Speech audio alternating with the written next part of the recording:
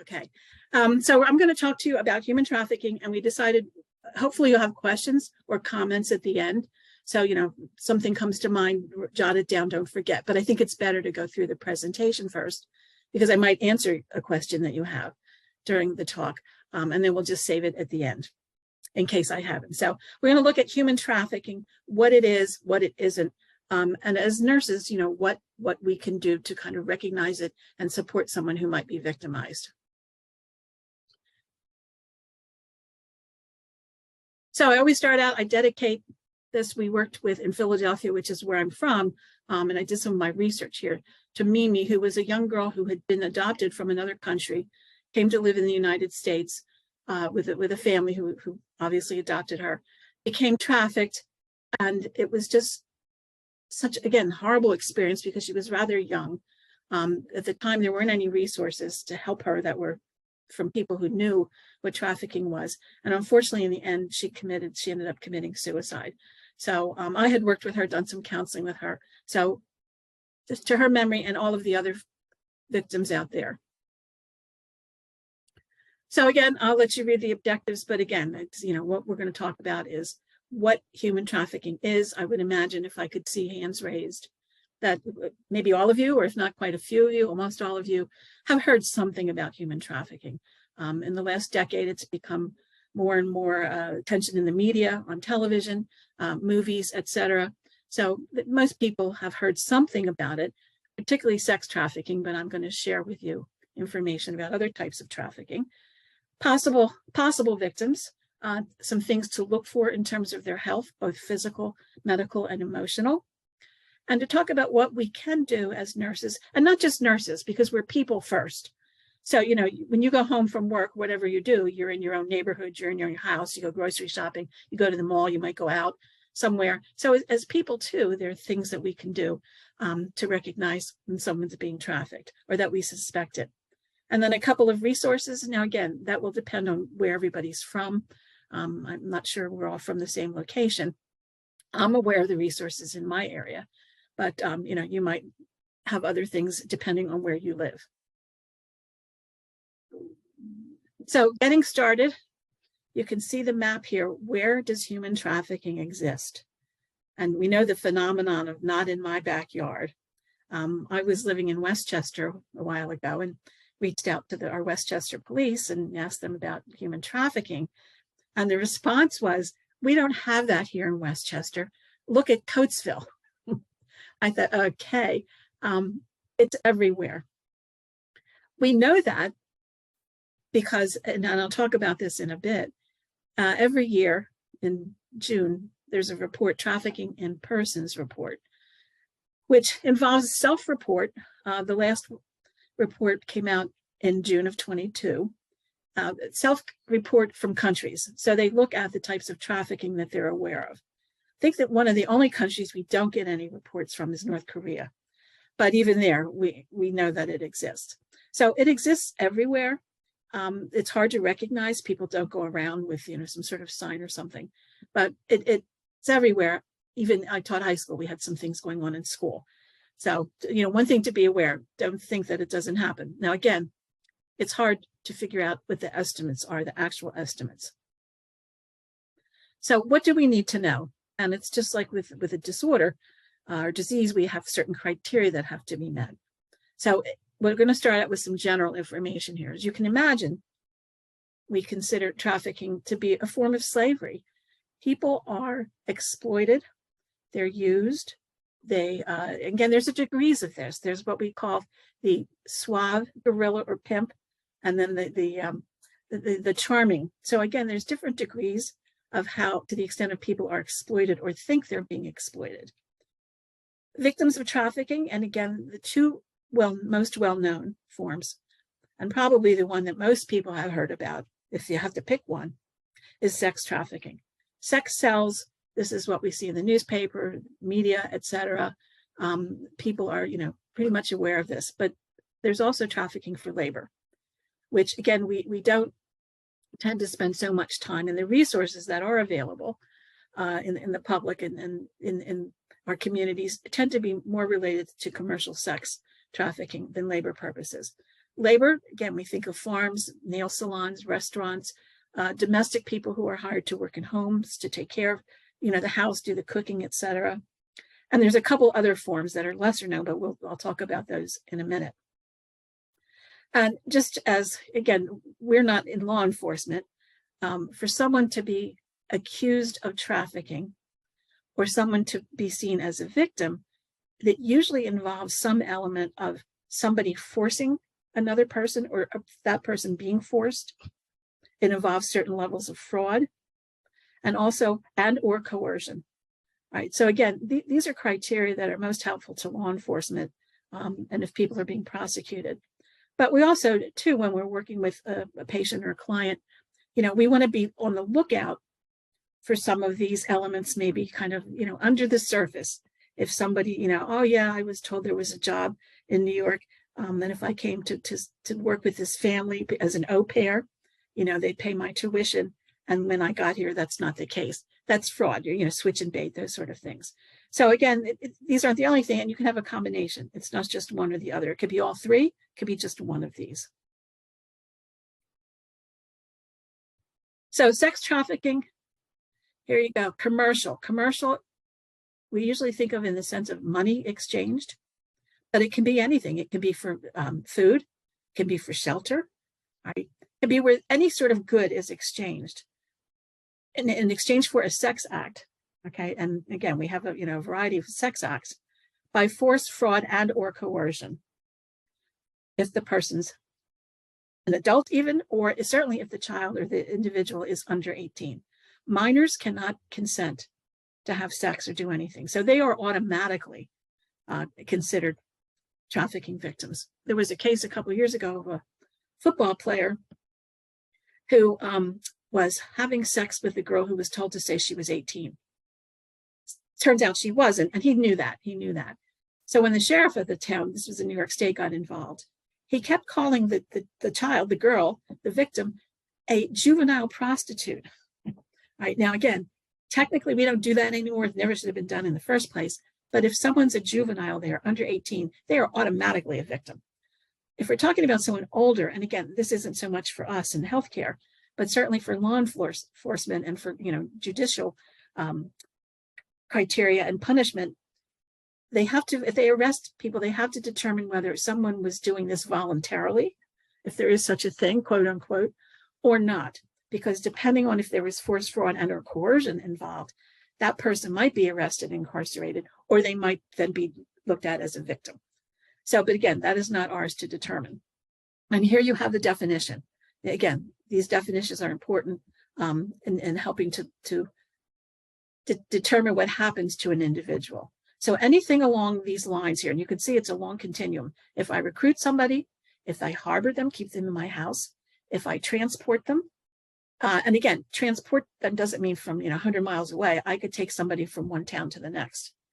If I provide or something to help someone else obtain a person for any kind of, well, this is sex act, all right, but it can be also when we talk about labor. So you have to meet some of these criteria. So again, if we see that people have are benefiting from this, it usually involves a number of people along the way to do this, to accomplish this.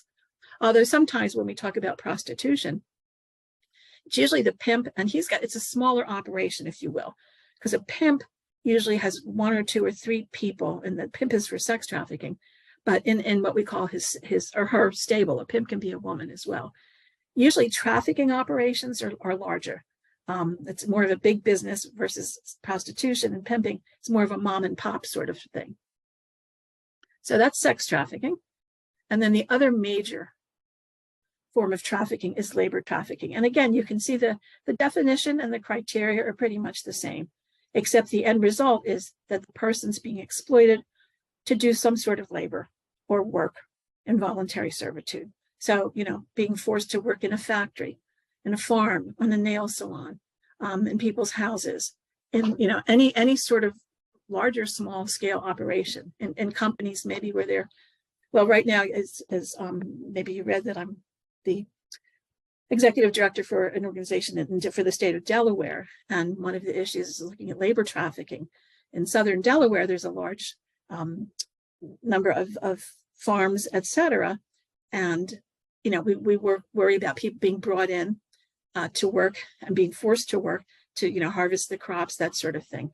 In Chester County, where I live, we have mushrooms, big mushroom production here. And again, we worry about people being brought in against their will, forced to, live in hard conditions, et cetera.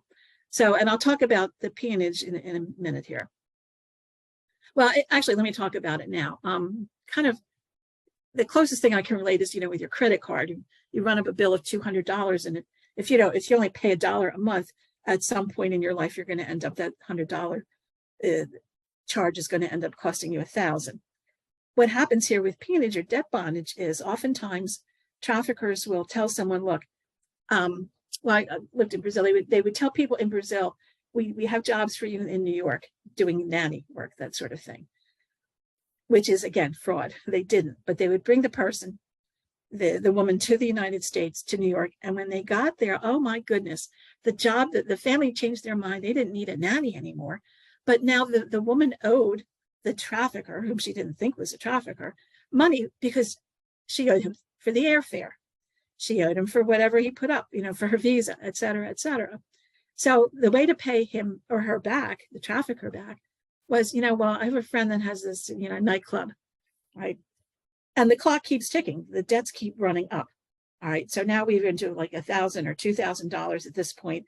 And now I put you up in a place to stay that you now going to have to pay rent. I buy you toothpaste. You need some clothing. So as you can imagine, you can never get out of this debt. So this is, you're sort of trapped into working in these situations and not being able to get out. Other forms of trafficking, which probably many people are not as aware of. One of them is child soldiering. And this involves forcing children, both boys and girls, into armed conflict.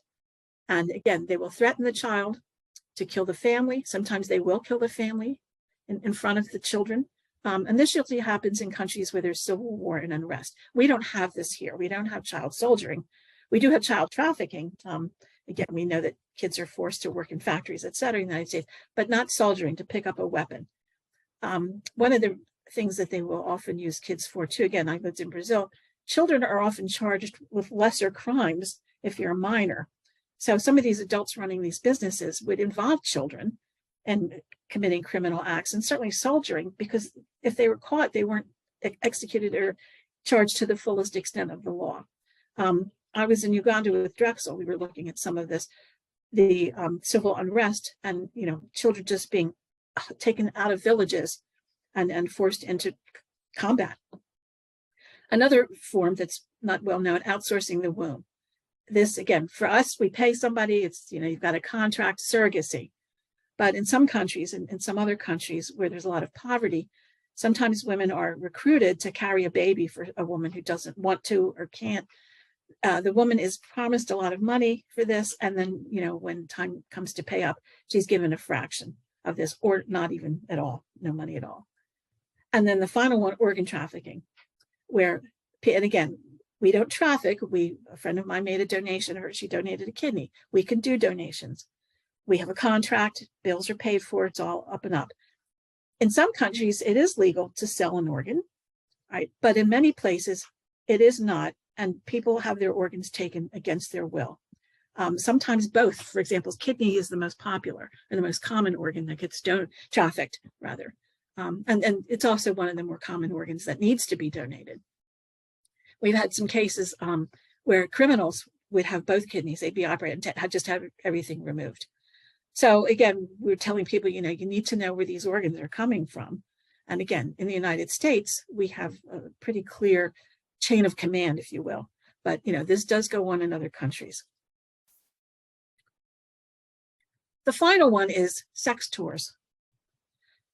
What happens is I can go online now on the dark web and look in some countries where this happens. For some countries, this is a way that they get their gross income for the year.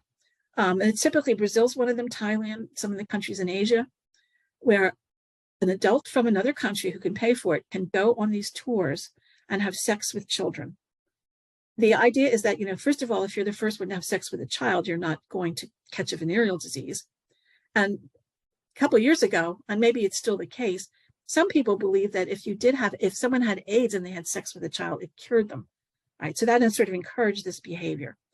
So many years ago, we would have, and this is not inexpensive, this usually professional men who do this, Germany, United States, other countries.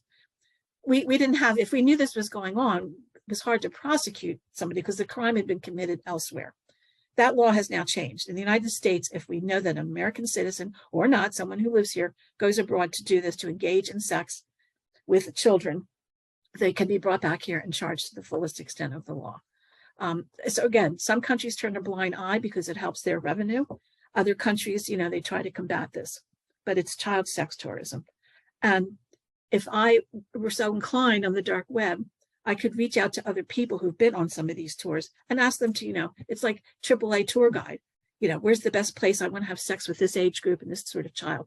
And they communicate with each other on the dark web about this. And then finally, the government all trafficking is severe, but they decided to make another category. And again, we're talking about trafficking is severe to begin with, but if it's with a minor, it's considered even worse, obviously. It's the younger an individual is when they're traumatized like this, typically the more difficult it is to recover. And a lot of these places don't have services for children once they've been victimized. Force, fraud, and coercion, you can see that force, physical force, rape, beatings, constraint. I worked in Phoenix and where a couple of women were kept in dog cages, right? They were beaten, they had dog collars around them. Fraud, the switch and bait, right? That's quite common. In Phoenix, we had a woman who was from Mexico. Her boyfriend was American in Phoenix, told her to come up and they'd, blah, blah, blah. And he had a job for her because she spoke Spanish and English. Well, she got up here, he put her out on the street, and there you go, fraud. She got arrested, but we helped her get out and get herself straightened up. Coercion. I know many of you are parent, sometimes when I was growing up, all my mother or father had to do was give me a look, and I knew I was in trouble. That's somewhat along these lines. I don't raise a hand physically to touch anybody, but the trafficker or the pimp will kind of give a look, and I might, in a group of several victims, I might just slap one, and that's enough to put everyone else in line. So particularly if the victims are from another country and the traffickers know, or the pimp knows from another state that your family is living, elsewhere, they might threaten to hurt your family. They might threaten to expose you. So this is coercion. They sort of use threats and intimidation without lifting a hand to keep people in line. So again, if you can imagine this, you've got a patient or a client in front of you. They don't know who the heck you are, so they've been through a lot with some of these, force, fraud, and or coercion. So it's going to take a while sometimes for the truth to come out. We also, what compels people to do this, and I think in many ways, we can all relate to this, factors that push people out of a certain area. If we were told today there's no more nursing jobs in Pennsylvania and we all have mortgages, et cetera, we might move to Delaware or New Jersey or, I don't know, Tahiti, maybe. But it's what pushes people out of the area where they are. So they want a better life. If the economy's not so good, if there's been a natural disaster, armed conflict, we see a lot of this people being put into refugee camps, natural disasters I just mentioned, et cetera, pushes people out of where they are to look somewhere new. So the offer of, well, come here, we can help you. Come here, the economy's better. Come here, there's no war. That encourages people to head somewhere. Pull, again, they're sort of, complement each other. Demand for cheap labor. If I know I can get a job somewhere and they don't pay so well, right? If there were no demand for some of these things, they wouldn't exist. If the demand for sex, there weren't people who were interested in paying for sex, then nobody would be selling sex or agreeing to have sex. So again, it's economics here. And some of the people that I work with in our organizations are economists. They look at the cost, not just financially, but push-pull factors. And it's all about, what the market can absorb. We talk about victims. Domestic, there's two meanings of domestic. Domestic are people recruited from the country of origin. And here we don't mean people who work in a house or, in a setting, domestic help, that sort of thing. So we have victims can be so we have victims who are citizens who are living here in the country of origin. And then we also have victims everywhere that come in from other countries. And they're usually, sometimes if your kids cut across your lawn on their way, off the bus from school or something, it makes a path. Well, we see this with foreign things. There's certain countries of origin that see victims being recruited and taken to certain other countries, constantly, frequently. So that people who are looking out for this get a sense of, okay, if you're from country X, you're probably going to end up in country Y. For example, in Italy, some of the victims are trafficked from some of the countries in Africa because it's so close. It's the shortest point between, point A and point B, the shortest distance. So that helps for people who are looking at this and trying to stop it, or who want to encourage it, I guess, too. So some of your folks here, and again, doesn't matter where the person is from, but we talked about some risk factors, instability, high demand for sex. Also, I should put in there high demand for cheap labor, right? Opportunity for a better life. And a lot of us can relate to this. Economic instability, and I already went over these. So these are sort of factors if you're working with someone to kind of, again, doesn't mean somebody's trafficked, because we have people, my grandparents came here for a better life. They weren't trafficked. But, these could be possibilities. What are the numbers? We don't know. I mean, these are old numbers here. It's very difficult to guesstimate, all right? And then, if somebody was trafficked, but they're now, in charge of trafficking other people, are they a victim or not? How do you count them? If somebody's sent somewhere else for a while and then it goes back to another place, do you count that person in two different places? So again, I never was concerned about the numbers, because again, our job isn't that. The numbers to other people, the numbers are important though, if you want to build resources. All right, if you want to have sources, you want to have help, support, you have to say that there's more than one person, with this disorder in order to get, medication, the pharmaceutical companies to start working on drugs. So that's when numbers are important. But again, for us, if someone shows up in front of you and needs help, that's what we're going to do. I'm not going to say, well, what number are you? Take a number. But there are some generalities here. And again, this changes depending from year to year. This is a very fluid situation. But more than half of people that we believe are trafficked into the United States are thought to be children. Children are easy to move. They're cheap. They don't complain. Children can also do, in terms of labor trafficking, they have little hands. A lot of the children work on some of these beautifully handmade rugs. We had in Brazil, the kids were working in the mines where they were smaller and could crawl. So children are, a valuable source of victims, if you will. And then victims are probably about equally women and men when we talk about adults. We tend to think, again, women are mostly sex trafficked, although let's not forget, men can be sex trafficked as well, men and boys. And unfortunately, they get short shrift here. Also labor trafficking. Now, again, we tend to see more men being labor trafficked, but we do see women as well. And again, victims into the US or anywhere, they come from anywhere. What you might be concerned about if you have somebody in front of you who doesn't speak English. All right, now again, these are possibilities. They're not guaranteed. And they're unable to communicate with people because they have a different language. They're kept isolated. Again, victims are my property if I'm the trafficker or the pimp. They're my product. I'm not going to let them run loose. And I was in Phoenix doing some outreach, and honest to goodness, I could not believe what I was seeing. It was a Friday night. We were behind a McDonald's, and there was a car that had the music where the car was bouncing up and down. And leaning against the car were two men dressed like pimps. I mean, you think of the caricature and the stereotype. They were out of the car watching the women that they were in charge of to make sure that they were, not being picked up, not talking to anyone who would help them. Because again, the idea is you want to isolate somebody.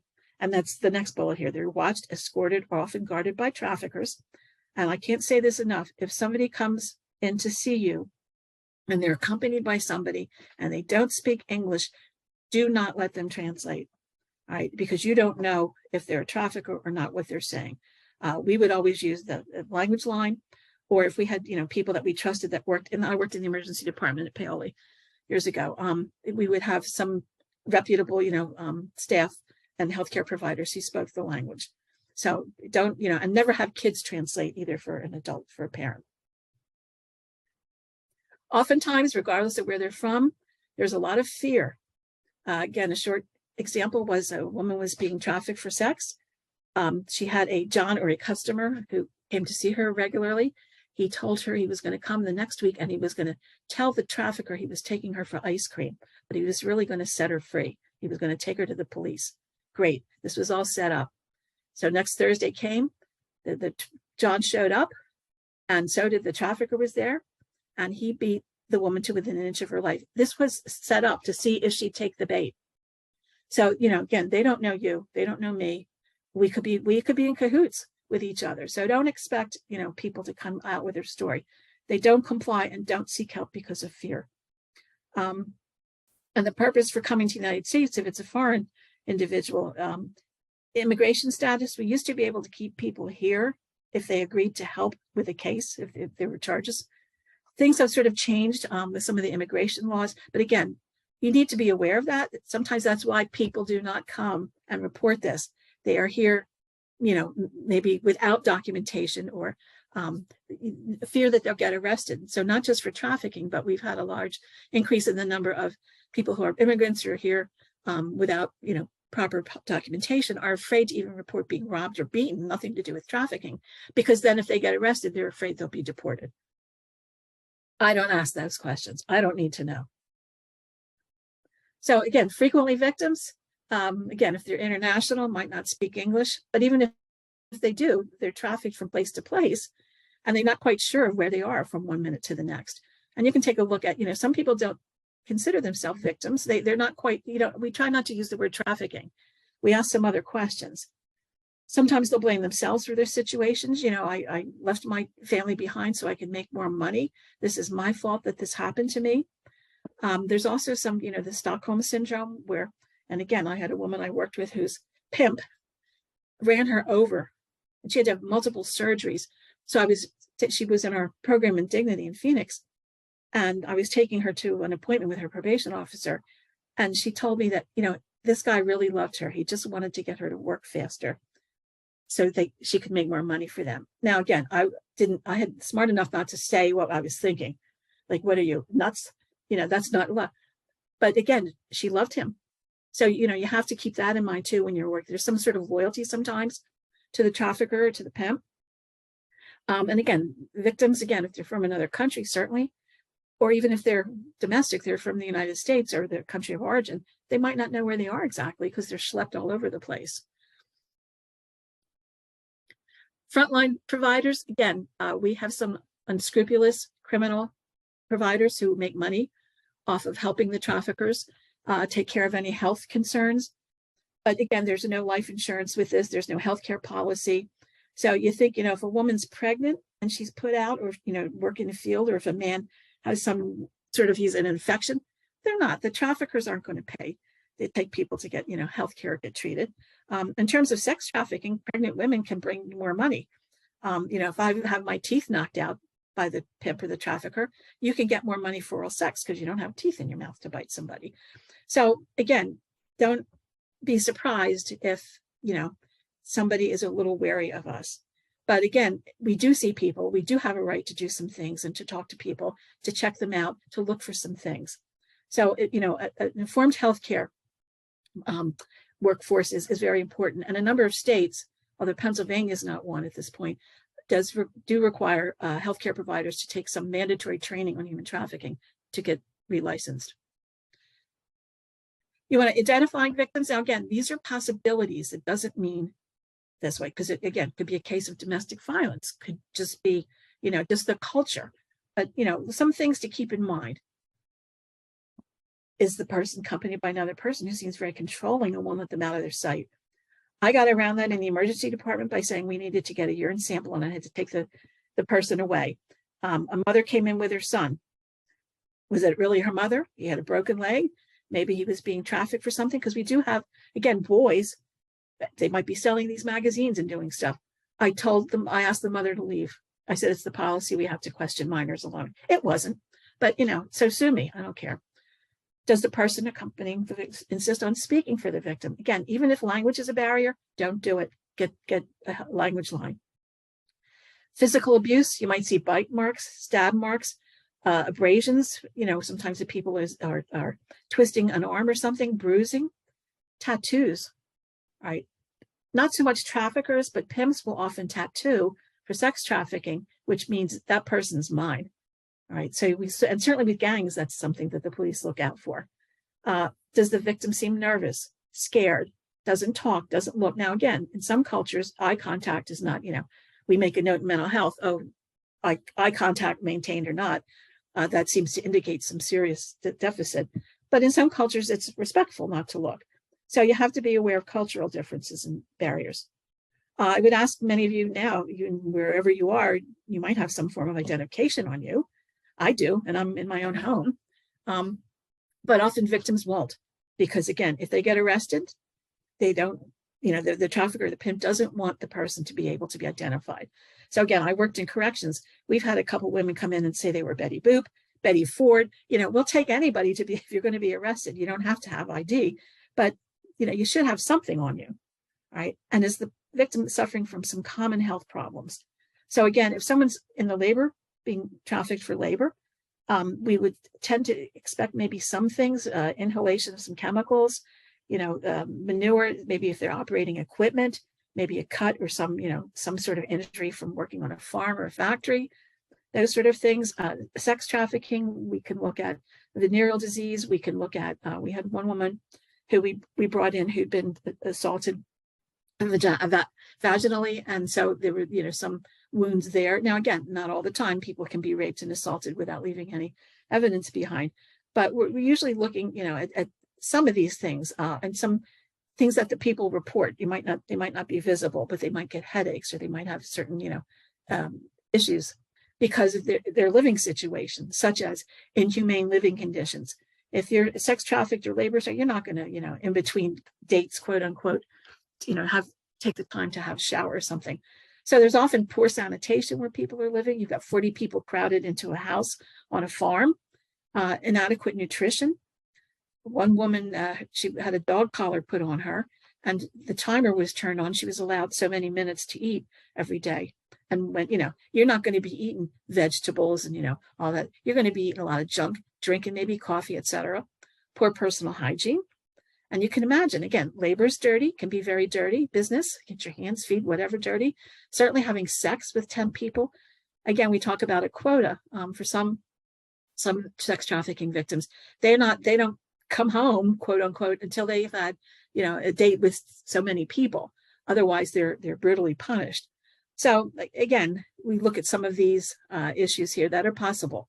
Now, again, doesn't mean anything per se, but as the list gets longer, then we kind of, but again, our job is to treat the person. We're not the police. So again, health issues, have insurance with this, health insurance. And health problems are typically not treated in the early stages, right? So, things tend to get worse when people do come in for treatment. You can see here, a number of things with victims. Typically, again, they tend to be kind of in either one category or the other. So pelvic pain, rectal trauma, urinary, it tends to be more with sex trafficking.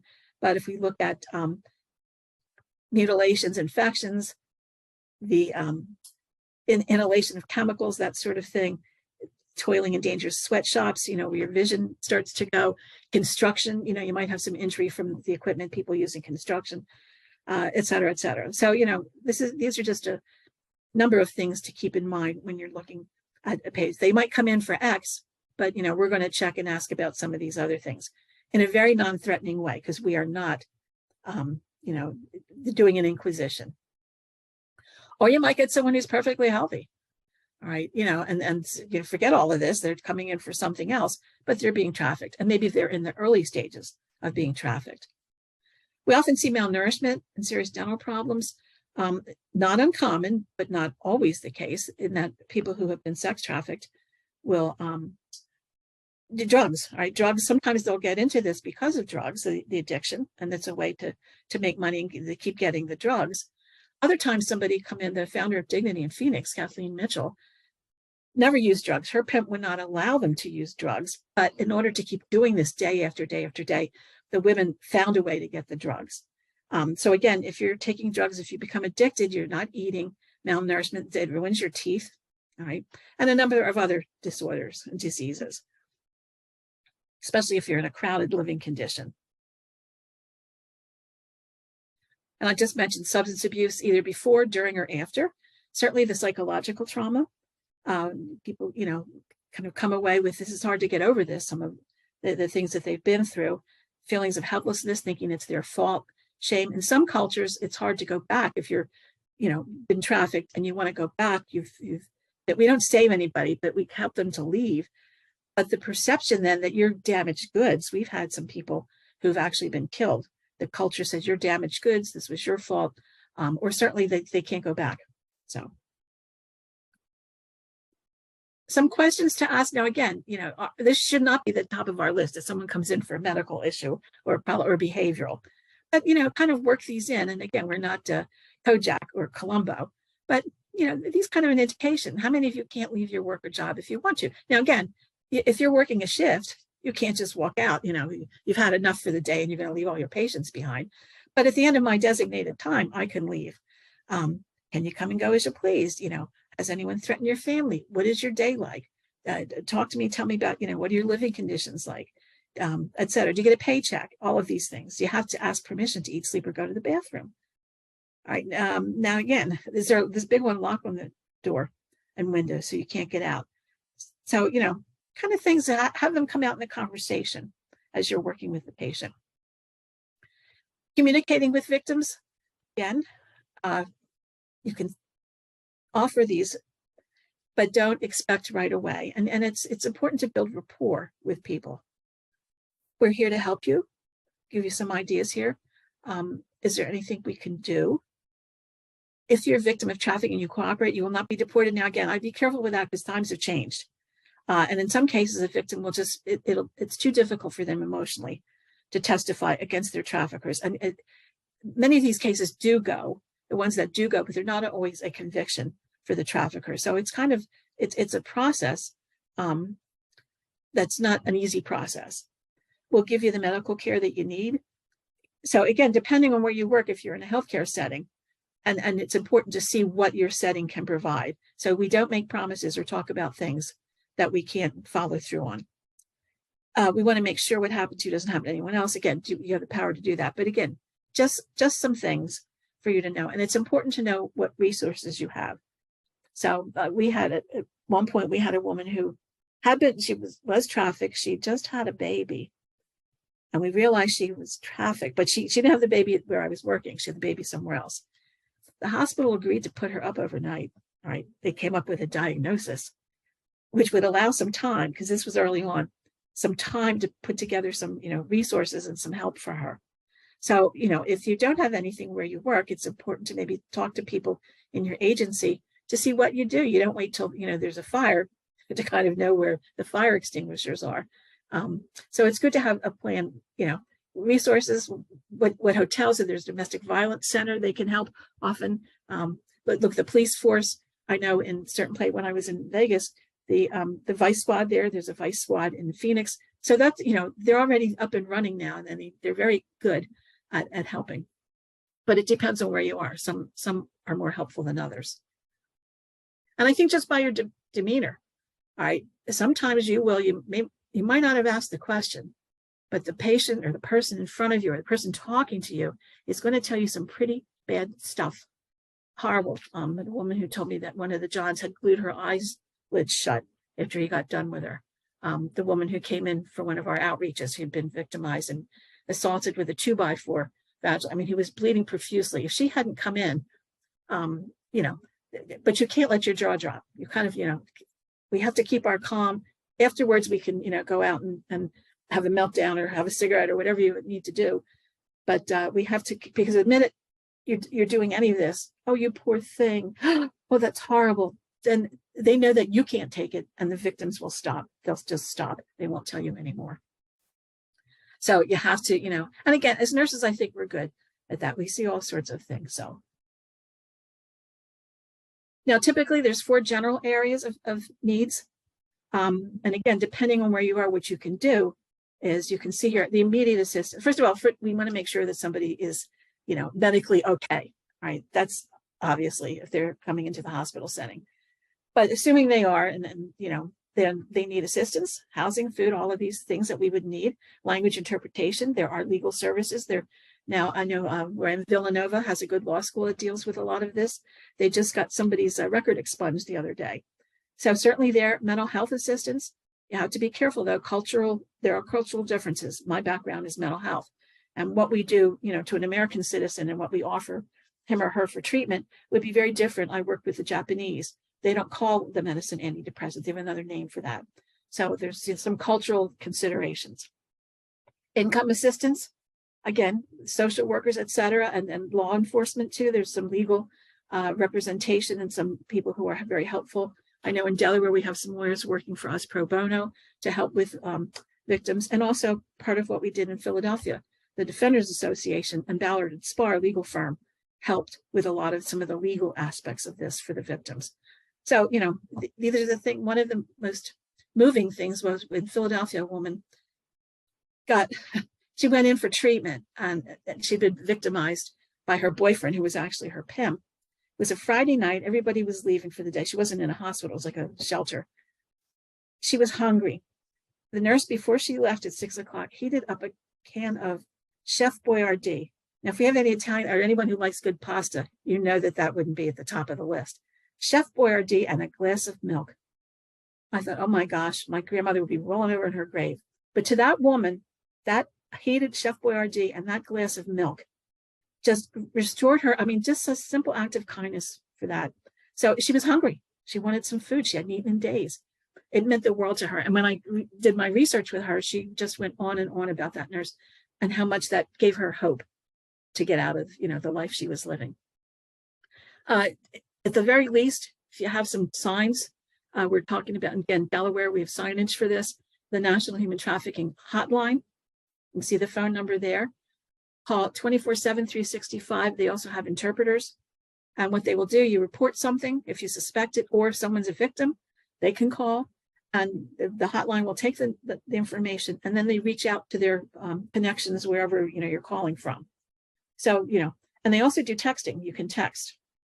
I don't think I have that on here. But Polaris Project runs the National Human Trafficking Resource Center. Very good sort. And you don't need to verify something. You need to just suspect it. All right. I think either my person living next to me, or I think I talked to somebody today, etc. So what we need to do, we start with what we don't do. It's not our job to go after the traffickers. We don't also force certain victims to leave. As we know, with domestic violence, we tell people the most dangerous time is when you try to leave. The woman whose boyfriend was in Phoenix, brought her up from Mexico. She got arrested and came to us. She said, please let me go home. If I don't go home tonight, he'll kill my dog. She had no criminal record. We said, fine, we'll be here tomorrow doing the outreach. We let her go home. The next day she came back and brought a dog. But if we'd forced her and held her there that night, bad news. So again, we are mandated reporters if we suspect that a child has been abused. But if it's an adult, man or woman, we give them some leeway, all right? And depending on where you live, it will determine what you need to report. We don't interrogate people. And I said this a million times, we don't expect people to trust us right away. Generally, nurses are well regarded, as we know. But again, if you've been abused and lied to, even if your own parents have turned you out. I don't know how many of you saw the special on Jared Fogle, is it the subway guy? Two of his victims, their own mother was, recording them and doing this. So if you've got that kind of history, you're not going to trust anybody, which is very important, not to trust everybody. So what we can do, you're doing it now, educate ourselves, get involved, have a plan and policy for where you work. Look at the big picture. A lot of this is driven by people's rights, particularly women's rights with sex trafficking, human rights, civil liberties, education, that sort of thing. And be knowledgeable about the resources in your area. Every year, the Trafficking in Persons report, this year, again, 2022, it'll be out this year in June. You can go online, it's free, you can get that. Polaris, or used to be Polaris Project, there's their website, their wealth of information, along with other sources The Journal of Human Trafficking, a colleague and I co-founded the Journal of Human Trafficking. It's interdisciplinary. Now, while people have to pay for a subscription, there are a lot of free articles. So if you go to the link there, you can, pull up some free articles that you're interested in. And we deal with everything. There's healthcare, there's economics, etc., and network and pooled resources. So there we go. And I think that is it. Advocate for training, screening, just a couple of questions maybe. And one thing we're seeing a rise in is DMST, domestic minor sex trafficking. There's an increase in that where kids were going homeless during the pandemic and whatnot. They were having sex. They're agreeing to do this for shelter and food. And also the schools, playgrounds, kids are an easy target. And it happens more than we think. And I think that's it for me. And I'm pretty much on time. So I thank you. And I'll turn it back to you, Dana. And if